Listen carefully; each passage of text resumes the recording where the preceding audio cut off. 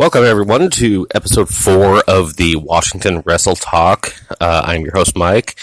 I was going to do an episode yesterday after NXT-UK Takeover Blackpool, but I had a little incident Friday when I had to go to urgent care when everybody thought I had meningitis, when it turned out to be just nothing more than a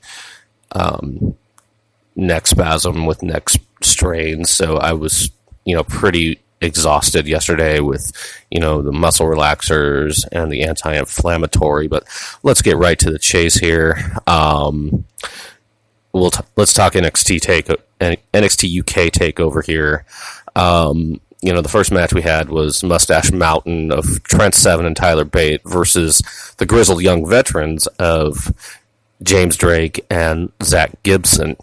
Now, Gibson kind of reminds me of a younger Nigel McGuinness, just the way his moveset is. And Nigel's even said this before, that, he's basically mimicking, Nigel with his moveset.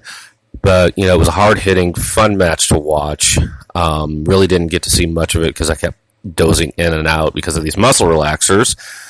In the end, Drake and Gibson became the first ever NXT UK champions. So my hat's off to them. It was a great match from what I saw. And then next up we had Jordan Devlin, supposed to be taking on the Kiwi Buzzsaw Travis Banks. Now, if you've never heard of these guys or only seen them on, NXT UK, I've seen Jordan Devlin. I know a bit of his story. He was trained by Finn Balor, cut from the same mold as Balor, does pretty much the same moveset as him, but while still doing his own identity. He goes by the gimmick of the Irish Ace now. But earlier in the day, he attacks, Banks and, injures his knee. So we get to the match. Banks is trying to gut it out, but Devlin just, gives him a pre-match assault. They hadn't even made it to the ring yet. And so Devlin gets on the mic and, basically scorns Banks for even trying to challenge the Irish Ace. And that's when Johnny Saint, who is the general manager of NXT UK, and Sid Scala, who's a performer I'm not really familiar with. I've heard the name, but I've never seen him perform. But his gimmick now is he's the assistant to Johnny Saint. He announces that, we always have a backup plan. The lights went out, and then familiar music hit, and out came Finn Balor, to the shock and surprise of a lot of people in Blackpool. I certainly was surprised. He had a fun little match with his student. It was a back and forth affair. Balor wins with the coup de grace. It was nice to see Finn get something, other than, what he's been getting on Monday Night Raw. Then we see the battle of the big men, Eddie Dennis and Dave Mastiff. Now, for those of you who don't know, Mastiff is just a large man. He's about between 5'10" and 6'1". He weighs about 350 pounds. He's just built like a wrecking ball, basically. And Eddie Dennis is like 6'4", 6'5", 230, 240 pounds, give or take. And it was a no disqualification match. And the highlight for me in that was, well, there was two highlights in that match for me.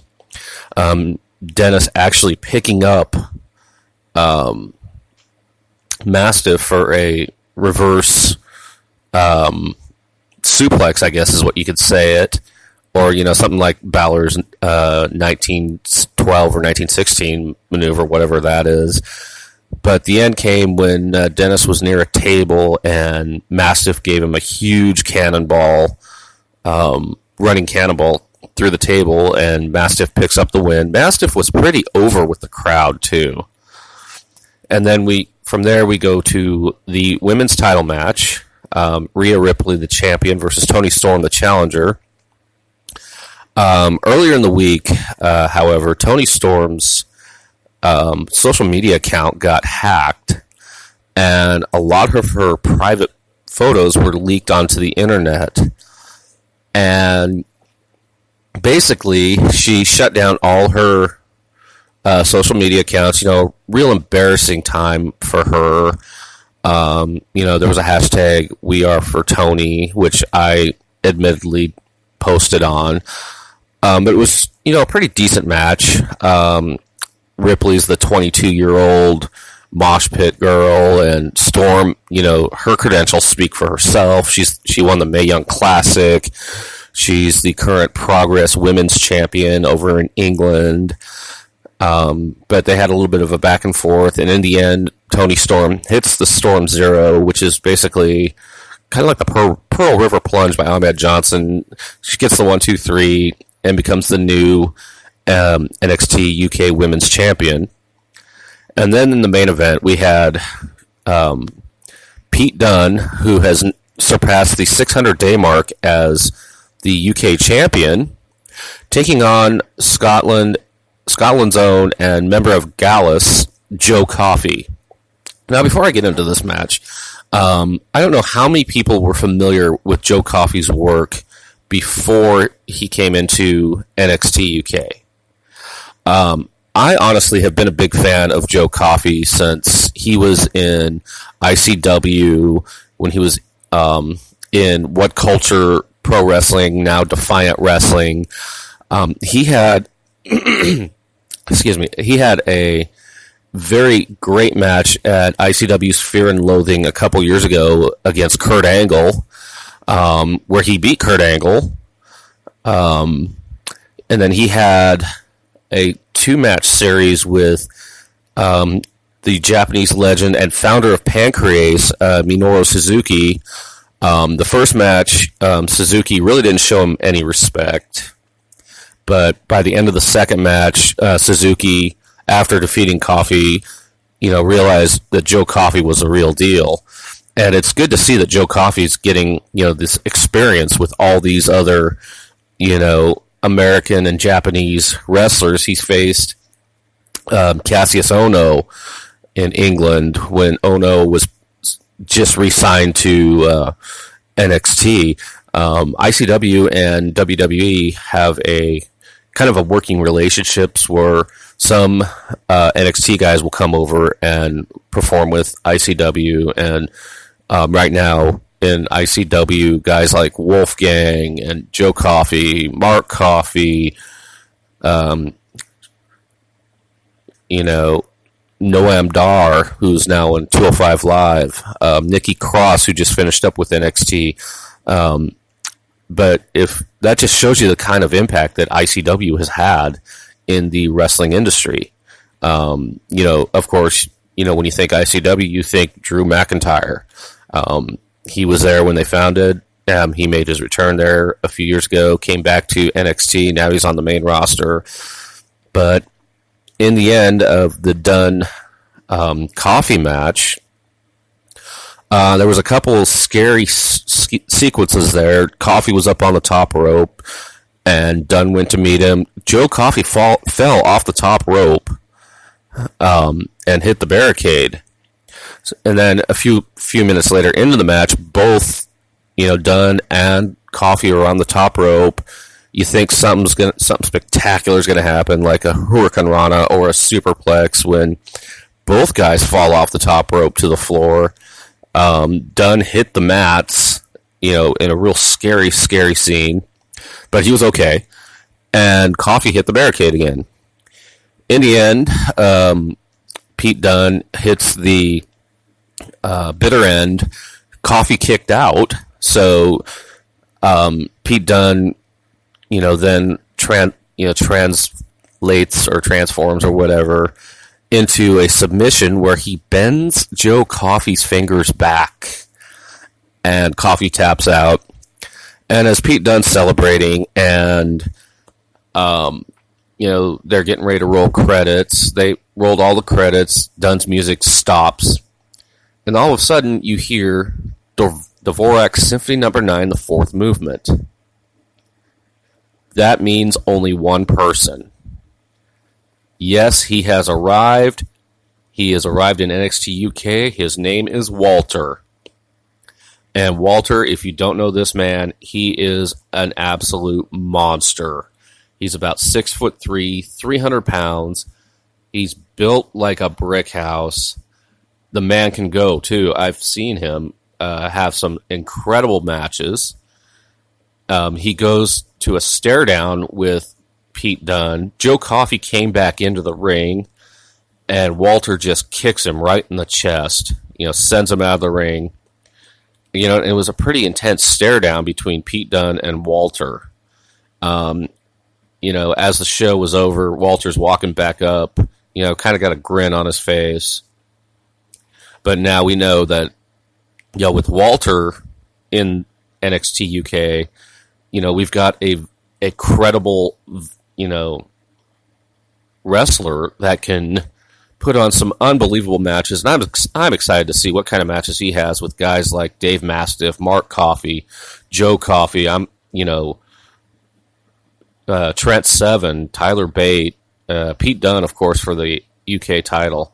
Overall, it was a great show, minus the two scary spots that happened. I'd rate it a 98 out of 100, with the match of the night being the UK title match, where it was kind of funny. The crowd in Blackpool started, I don't know if you want to say chanting or singing, "Are you watching Mr. McMahon? Are you watching Vince McMahon?" It was pretty humorous. The crowds in England, in the UK in general, are just very, very passionate.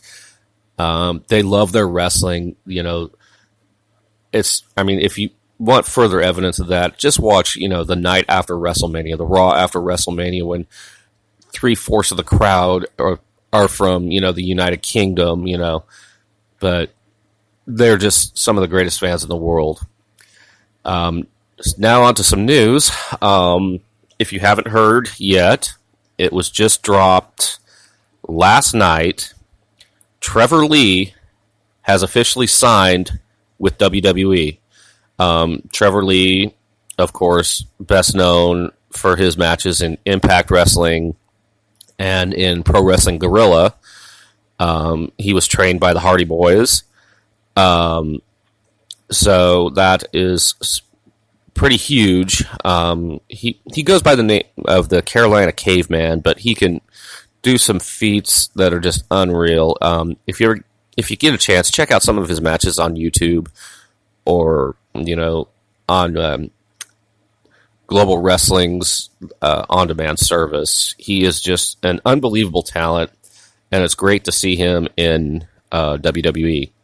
And last night, Ring of Honor held their TV tapings. There was a debut last night of Bandido. Bandido is this incredible luchador that comes, basically he was in a promotion called DTU. He really didn't get noticed until he performed on the All In show in Chicago for the Young Bucks, Cody, the Elite. And ever since then, his stock has just soared to new heights. There was a bidding war between him and the new All Elite Wrestling, but he chose to sign with Ring of Honor. Also at the tapings last night, Mark Haskins was there. Haskins is he's kind of like a Dynamite Kid almost, but he's best known for his tag team with Jimmy Havoc, who actually won last year's King of the Death match for Combat Zone Wrestling. Nick Aldis defeated PJ Black to retain the NWA World's Heavyweight Championship. Juice Robinson, better known as CJ Parker, the current New Japan, IWGP United States champion, came out and said he would appear a lot in Ring of Honor this year. He then formed a stable with Mark Haskins, Dave Finlay Jr., Bandido, Tracy Williams, and Tennille Dashwood, better known as Emma. And the new group is called Lifeblood, with the goal of bringing honor back